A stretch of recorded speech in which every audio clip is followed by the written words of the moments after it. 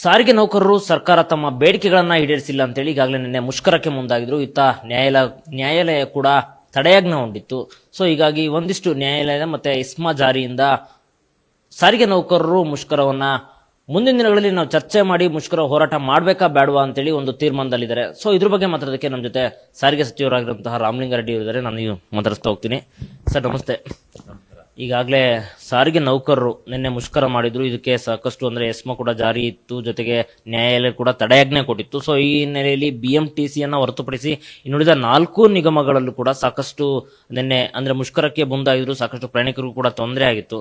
So ಈ ಬಗ್ಗೆ ಮುಂದಿನ ದಿನಗಳಲ್ಲಿ ನಮ್ಮ ಹೋರಾಟ ಹೇಗಿರುತ್ತೆ ರೂಪರೇಷೆ, ಇನ್ನೆರಡು ದಿನಗಳಲ್ಲಿ ನಾವು ಯಾವ ರೀತಿ ಮುಷ್ಕರ ಮಾಡಬೇಕು ಅಂತೇಳಿ ಇತ್ತ ಸಾರಿಗೆ ನೌಕರರು ಕೂಡ ಮುಂದಿನ ದಿನಗಳಲ್ಲಿ ನಾವು ಮುಷ್ಕರ ಮಾಡ್ತೀವಿ ಅಂತ ಮುಂದಾಗ್ತಿದ್ದಾರೆ.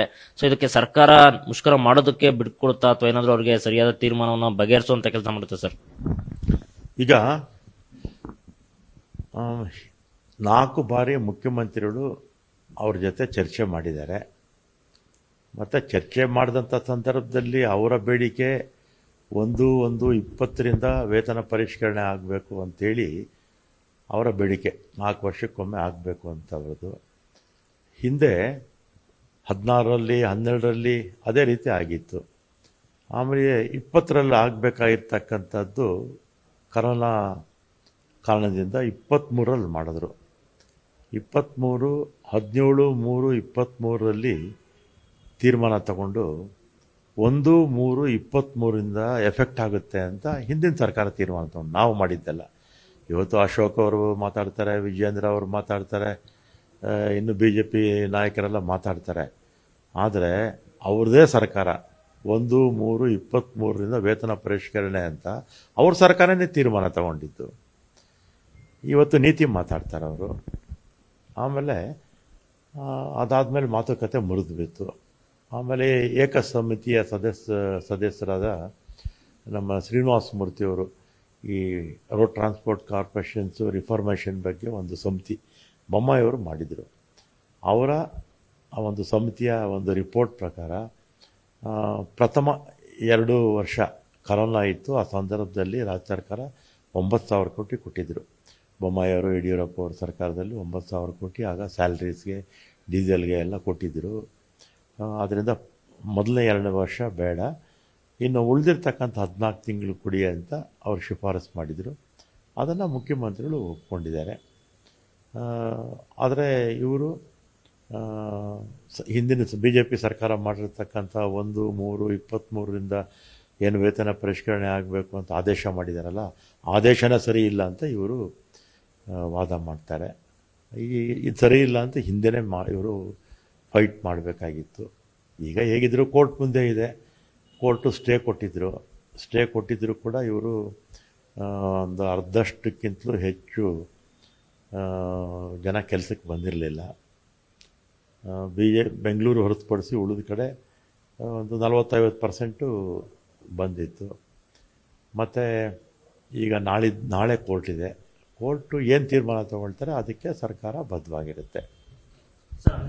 ಈಗ ಏನು ನಿನ್ನೆ ಮುಷ್ಕರಕ್ಕೆ ಅವರು ಸಾರಿಗೆ ನೌಕರರು ಮುಂದಾಗಿದ್ರು, ಅದರಲ್ಲಿ ಕೇವಲ ಅಂದ್ರೆ ಕೋರ್ಟು ತಡೆಯಾಜ್ಞೆ ಜಾರಿ ಮಾಡಿತ್ತು ಒಂದು, ಜೊತೆಗೆ ಎಸ್ಮಾ ಜಾರಿಯಾಗಿಂದ ಎಲ್ಲೋ ಒಂದ್ ಕಡೆ ನಮ್ಮ ಕೆಲಸಕ್ಕೆ ಕುತ್ತು ಬರ್ಬೋದು ಅನ್ನೋ ನೆಲೆಯಲ್ಲಿ ಹೇಳಿದಾಗ ಒಂದು 50% ನಿನ್ನೆ ಆಗಿತ್ತು ಸರ್, ಮುಷ್ಕರ ಮಾಡಿದ್ರು. ಸೊ ಒಂದ್ ವೇಳೆ ಈಗ 2 ದಿನದೊಳಗೆ ಏನಾದರೂ ಕೋರ್ಟ್ ತೀರ್ಪು ಏನು ಬರುತ್ತೆ, ನಮ್ಮ ಮುಂದಿನ ದಿನಗಳಲ್ಲಿ ಹೋರಾಟದ ಬಗ್ಗೆ, ರೂಪರೇಷನ್ ಬಗ್ಗೆ ಮತ್ತೆ ನಾವು ಹೋರಾಟಕ್ಕೆ ಮುಂದಾಗ್ತೀವಿ ಅಂತೇಳಿ ಸಾರಿಗೆ ನೌಕರರು ಹೇಳ್ತಾ ಇದ್ದಾರೆ. ಸೊ ಇದಕ್ಕೆ ಸರ್ಕಾರ ಯಾವ ರೀತಿ ಕ್ರಮ ಕೈಗೊಳ್ಳುತ್ತೆ, ಇಲ್ಲ ಮತ್ತೊಂದು ಸಾರಿ ಏನಾದರೂ ಅವ್ರನ್ನ ಕರೆದು ಮಾತಾಡಿಸಿ ಸಭೆಯಲ್ಲಿ ಏನಾದರೂ ತೀರ್ಮಾನ ಅಂತ ಮಾಡ್ಸೋ ಕೆಲಸ ಮಾಡುತ್ತಾ ಸರ್? ಈಗ ಕೋರ್ಟಲ್ಲಿ ನಾಳೆ ಕೇಸ್ ಇದೆ ಅಲ್ವಾ? ಕೋರ್ಟು ಏನು ಡೈರೆಕ್ಷನ್ಸ್ ಕೊಡ್ತಾರೆ ಅದಕ್ಕೆ ನಾವು ಅದರ ಆದೇಶದ ಪ್ರಕಾರ ನಮ್ಮ ಸರ್ಕಾರ ಕೆಲಸ ಮಾಡುತ್ತೆ.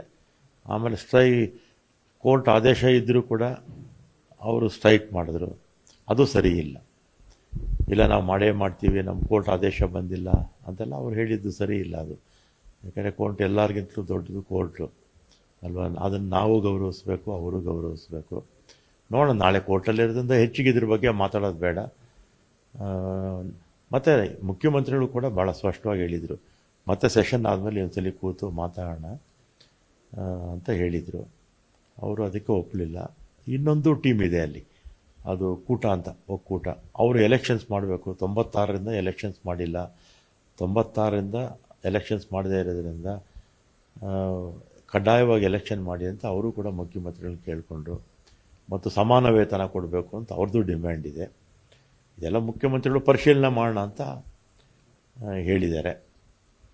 ಸರ್, ಈಗಾಗಲೇ ಅಂದ್ರೆ ಈ ಮುಷ್ಕರಕ್ಕೂ ಮುನ್ನೆ ಸಾರಿಗೆ ನೌಕರರು ಸಿಎಂ ಸಿದ್ದರಾಮಯ್ಯ ಹತ್ರ 2 ಸಾರಿ ಮೀಟಿಂಗ್ ಮಾಡಿದ್ರು. ಒಂದ್ಸರಿ ಸಭೆ ಅಪೂರ್ಣ ಆಗಿತ್ತು, 4 ಸಾರಿ ಮಾಡಿದ್ರು. ಮೊನ್ನೆ ಅಪೂರ್ಣ ಆಗಿತ್ತು, ಮತ್ತೆ 15 ದಿನ ಕರೆದು ಮಾಡ್ತೀವಿ ಅಂತೇಳಿ ಕೊನೆಗೆ ಇವರು ಪ್ರತಿಭಟನೆ ನಾವು ಮುಷ್ಕರ ಮಾಡ್ತೀವಿ ಅನ್ನೋ ಟೈಮಲ್ಲಿ ಸಿಎಂ ಅವ್ರು ಸಭೆ ಕರೆದಿದ್ರು. ಅಂತ ಟೈಮಲ್ಲಿ ಬಗೆಹರಿಸ್ಕೊಂಡು ಬಿಡ್ಬೋದಾಯ್ತು ಸರ್. ಮತ್ತೆ ಏನಾದ್ರು ಸಿಎಂ ಏನಾದ್ರು ನಿರಾಕರಣೆ ಮಾಡಿದ್ರು ಅಥವಾ ಏನಾದ್ರು ಅವ್ರಿಗೆ ನಿಮ್ಮ ಏನು ಬೇಡಿಕೆಗಳನ್ನ ಈಡೇರ್ಸಕ್ ಆಗುತ್ತಾ ಆ ಸಂದರ್ಭದಲ್ಲಿ ಏನಾಯ್ತು ಸರ್ ಸಭೆಯಲ್ಲಿ? ಈಗ ಒಂದ್ಸಲಿ 2 ಸಲ ಅಲ್ಲ, ಒಟ್ಟು 4 ಬಾರಿ ಮುಖ್ಯಮಂತ್ರಿಗಳು ಇದುವರೆಗೂ ಅವ್ರ ಜೊತೆ ಚರ್ಚೆ ಮಾಡಿರ್ತಕ್ಕಂಥದ್ದು. ಈಗ BJP ಸರ್ಕಾರ ಇದ್ದಾಗ 1/3/23ರಿಂದ ವೇತನ ಪರಿಷ್ಕರಣೆ ಅಂತ ಭಾಳ ಸ್ಪಷ್ಟವಾಗಿ ತೀರ್ಮಾನ ತಗೊಂಡಿದ್ದಾರೆ, ಗೆಜೆಟ್ಟು ಆಗಿದೆ 1/3/23ರಿಂದ ಅಂತ. ಅದಕ್ಕೆ ಮುಖ್ಯಮಂತ್ರಿಗಳು ಆ ಹಿಂದಿನ ಸರ್ಕಾರದ ತೀರ್ಮಾನಕ್ಕೆ ಸ್ಟಿಕ್ ಆನ್ ಆಗಿದ್ದಾರೆ. ಅವರು ಜಾಯಿಂಟ್ ಆ್ಯಕ್ಷನ್ ಕಮಿಟಿಯವರು BJP ಸರ್ಕಾರ ತಗೊಂಡಿದ್ದು ಏನು ಇದೇ ತಪ್ಪು, ತೀರ್ಮಾನ ತಗೊಂಡಿದ್ದೇ ತಪ್ಪು, ಅದು 1/1/20ರಿಂದ ಜಾರಿ ಆಗಬೇಕಾಗಿತ್ತು ಅಂತ ಇವತ್ತು ಕೇಳ್ತಾರೆ. ಮೊದಲೇ ಅವರು ಹೋರಾಟ ಮಾಡಬೇಕಾಗಿತ್ತು ಅಲ್ವಾ? ಕೋರ್ಟ್ಗೆ ಹೋಗೋಯಿತು, ಹಿಂದಿನ ಸರ್ಕಾರ ತಗೊಂಡಿದ್ದು ತಪ್ಪು ಅಂತ. ಹಿಂದಿನ ಸರ್ಕಾರ ತಗೊಂಡಿದ್ದ ಅವು ತಪ್ಪಾಗಿದ್ದರೆ, ಅವ್ರ ಪ್ರಕಾರ ತಪ್ಪಾಗಿದ್ದರೆ ನಮ್ಮನ್ನು ಯಾಕೆ ಬ್ಲೇಮ್ ಮಾಡಬೇಕು ಸರ್? ಈಗ ನಿನ್ನೆಯಿಂದನೂ ಕೂಡ ಒಂದು ಸಿಎಂ ಸಿದ್ದರಾಮಯ್ಯ ಒಂದು ವಿಡಿಯೋ ವೈರಲ್ ಆಗ್ತಿದೆ. ಅಂದ್ರೆ ಇದೇ ಸಿಎಂ ಸಿದ್ದರಾಮಯ್ಯ ಅವರು ಯಡಿಯೂರಪ್ಪ ಸಿಎಂ ಆಗಿದ್ದಂತ ಸಂದರ್ಭದಲ್ಲಿ ಸಾರಿಗೆ ನೌಕರರು ಪ್ರತಿಭಟನೆ ಮಾಡ್ತಾರೆ, ಮುಷ್ಕರಕ್ಕೆ ಮುಂದಾಗ್ತಿದ್ದಾರೆ, ಯಾಕೆ ಅವರ ಬೇಡಿಕೆಗಳನ್ನ ಈಡೇರಿಸಕ್ಕಾಗಲ್ಲ ಅಂತೇಳಿ ಸಾರಿಗೆ ನೌಕರರ ಪರ ಧ್ವನಿ ಎತ್ತಿದ ಸಿದ್ದರಾಮಯ್ಯ ಇದೀಗ ಇವರು ಮುಂದಾಗ್ತಾರೆ, ಇವ್ರು ಮುಷ್ಕರಕ್ಕೆ ಮುಂದಾಗ್ತಾರೆ, ಇವ್ರು ಯಾಕೆ ಸೈಲೆಂಟ್ ಆಗಿದ್ದಾರೆ ಅಂತ ಕೇಳ್ತಿದ್ದಾರೆ ಸರ್. ಈಗ 4 ಬಾರಿ ಮುಖ್ಯಮಂತ್ರಿಗಳು ಚರ್ಚೆ ಮಾಡಿದ್ದಾರೆ. 4 ಬಾರಿ ಚರ್ಚೆ ಮಾಡಿದ್ದಾರೆ. 21ರಲ್ಲಿ 15 ದಿನ ಸ್ಟ್ರೈಕ್ ಮಾಡಿದ್ರು. 21ರಲ್ಲಿ ಯಾರು ಚೀಫ್ ಮಿನಿಸ್ಟರ್ ಆಗಿದ್ದು? ಬೊಮ್ಮಾಯಿ ಅವರು ಇರಬೇಕು ಅನ್ಸುತ್ತೆ. ಎಷ್ಟು 15 ದಿನಗಳ ಕಾಲ ಸ್ಟ್ರೈಕ್ ಆಗಿತ್ತು. ಅಶೋಕ್ ಅವರು ಮಂತ್ರಿಮಂಡಲದಲ್ಲಿದ್ದರು. ಆಮೇಲೆ 2012ರಲ್ಲೂ ಸ್ಟ್ರೈಕ್ ಆಗಿತ್ತು. ಆಗ ಅಶೋಕ್ ಅವರೇ ಸ್ವತಃ ಮಿನಿಸ್ಟರ್ ಆಗಿದ್ದರು. ಆಮೇಲೆ ಈ BJP ಅವರದ್ದು ಹೇಗೆ ಅಂತ ಹೇಳಿದ್ರೆ, ಅವರ ಅವಧಿನಲ್ಲಿ 19ರಿಂದ 23ರವರೆಗೂ ಕೂಡ ಒಂದು ರಿಕ್ರೂಟ್ಮೆಂಟ್ ಮಾಡಲಿಲ್ಲ. ನಾವು 10,000 ಜನ ರಿಕ್ರೂಟ್ಮೆಂಟ್ ಮಾಡಿದ್ವಿ. ಆಮೇಲೆ BMTCನಲ್ಲಿ 450 ಬಸ್ ತೊಗೊಂಡಿದ್ದು ಬಿಟ್ಟರೆ ಇನ್ನು 4 ಕಾರ್ಪೊರೇಷನ್ನಲ್ಲಿ ಬಸ್ಸೇ ತೊಗೊಳ್ಳಿಲ್ಲ. 3 ಕಾರ್ಪೊರೇಷನಲ್ಲಿ, 1 ಕಾರ್ಪೊರೇಷನಲ್ಲಿ ಮಾತ್ರ 450 ಬಸ್ ತೊಗೊಂಡ್ರು 4 ವರ್ಷದಲ್ಲಿ. ಆಮೇಲೆ ನಮಗೆ ಅಧಿಕಾರ ಬಿಟ್ಟಂಥ ಸಂದರ್ಭದಲ್ಲಿ 4,000 ಕೋಟಿ ಸಾಲ ಇಟ್ಟೋಗಿದ್ದಾರೆ. ಈಗ ಹರಿಶ್ಚಂದ್ರ ಥರ ಮಾತಾಡ್ತಾರೆ. ನಾವೀಗ ಬಸ್ಸಸ್ ತೊಗೊಂಡಿದ್ದೀವಿ, ರಿಕ್ರೂಟ್ಮೆಂಟ್ ಮಾಡಿದ್ದೀವಿ. 3,800 ಬಸ್ಸು ಕರೋನಾ ಸಂದರ್ಭದಲ್ಲಿ ನಿಲ್ಲಿಸೇ ಬಿಟ್ಟಿದ್ದರು, ಅದನ್ನು ಮತ್ತೆ ಪ್ರಾರಂಭ ಮಾಡಿದ್ದೀವಿ. ಮತ್ತು ಈಗ 14 ತಿಂಗಳದು ಶ್ರೀನಿವಾಸ ಮೂರ್ತಿ ಅವರ ವೇತನದ ಅವರ ಶಿಫಾರಸ್ಸಂತೆ ಕೊಡ್ತೀವಿ ಅಂತ ಹೇಳಿದ್ದೀವಿ. ಹಿಂದೆ ಅವರು 1/3/23ರಿಂದ BJP ಸರ್ಕಾರ ಆದೇಶ ಮಾಡಿದ್ದಾರೆ. ಅದು ಸರ್ಕಾರ ತಾನೇ, ಇದು ಮುಖ್ಯಮಂತ್ರಿಗಳ ಸರ್ಕಾರದ ಸ್ಟ್ಯಾಂಡು. ಸರ್, ಕೊನೆಯದಾಗಿ ಅಂದ್ರೆ ಈಗ ನಾಳೆ ಕೋರ್ಟ್ ತೀರ್ಪಿದೆ. ಕೋರ್ಟ್ ತೀರ್ಪು ಏನ್ ಹೇಳುತ್ತೆ ಅದ್ರ ಮೇಲೆ ನಾವು ಮುಂದಿನ ರೂಪರೇಷನ್ ಬಗ್ಗೆ ನಾವು ಕೂಡ ಮುಂದಿನ ಮುಷ್ಕರಕ್ಕೆ ನಾವು ಸಜ್ಜಾಗ್ತಿದೀವಿ ಅಂತೇಳಿ ಹೇಳ್ತಾರೆ. ಸೊ ಇದಕ್ಕೆ ಸರ್ಕಾರ ಅಂದ್ರೆ ಅವ್ರನ್ನ ಕರೆದು ಮತ್ತೊಂದು ಸಾರಿ ಏನಾದ್ರು ಸಭೆಯಲ್ಲಿ ಮನವೊಲಿಸಿ ಅವ್ರನ್ನ ಬೇಡಿಕೆಗಳನ್ನು ಈಡೇರಿಸುವಂತ ಕೆಲಸ ಮಾಡುತ್ತಾ, ಅಥವಾ ಅವರ ಮುಂದಿನ ಹೋರಾಟಕ್ಕೆ ಏನಾದ್ರು ಅವರು ತಾವು ಏನ್ ಹೇಳ್ತೀರಿ ಸರ್ ಇದಕ್ಕೆ? ಈಗ ಒಂದು ಸರ್ಕಾರನೂ ಹಠ ಹಿಡಿಬಾರ್ದು, ಅವರು ಹಠ ಹಿಡಿಬಾರ್ದು, ಅಮಿಕಬಲ್ ಆಗಿ ಸಾಲ್ವ್ ಮಾಡಿಕೊಂಡು ಹೋಗಬೇಕು. ಮತ್ತು ಶಕ್ತಿ ಕಾರ್ಯಕ್ರಮ 1 ಕೋಟಿ ಜನ ಈಗ ಓಡಾಡ್ತಾ ಇದ್ದಾರೆ, ಮೊದಲು 80 ಲಕ್ಷ ಜನ ಇತ್ತು. ಶಕ್ತಿ ಕಾರ್ಯಕ್ರಮ ಸಕ್ಸಸ್ ಆಗಬೇಕಾದ್ರೆ ಎಲ್ಲರೂ ಸಹಕಾರ ಕೊಟ್ಟಿದ್ದಂತಾನೆ ಆಗಿರೋದು. ಎಲ್ಲ ನೌಕರ ವರ್ಗದವರು, ಅಧಿಕಾರಿ ವರ್ಗದವರು ಎಲ್ಲರೂ ಸಹಕಾರ ಕೊಟ್ಟಿದ್ದೇ ಆಗಿದ್ದು. ಎಲ್ಲರೂ ಒಬ್ಬರು ಅಂಡರ್ಸ್ಟ್ಯಾಂಡಿಂಗ್ ಮೇಲೆ ಹೋಗ್ಬೇಕಷ್ಟೇ. ಹಠಮಾರಿತನ ನಮಗೂ ಇರಬಾರ್ದು, ಅವ್ರಿಗೂ ಇರಬಾರ್ದು. ಆಮೇಲೆ ಈಗ ಕೋರ್ಟಲ್ಲಿ ಕೇಸ್ ಇದೆ, ಕೋರ್ಟ್ ಏನು ಡೈರೆಕ್ಷನ್ಸ್ ಕೊಡ್ತಾರೋ ಅದನ್ನು ನಾವು ಪಾಲಿಸ್ತೀವಿ. ನಾಳೆ ಕೋರ್ಟ್ ಇದೆಯಲ್ಲ, ಡೈರೆಕ್ಷನ್ಸ್ ಕೊಡ್ತಾರಲ್ಲ, ನಾವು ಯಾವತ್ತೂ ರೆಡಿ ಇದ್ದೀವಿ.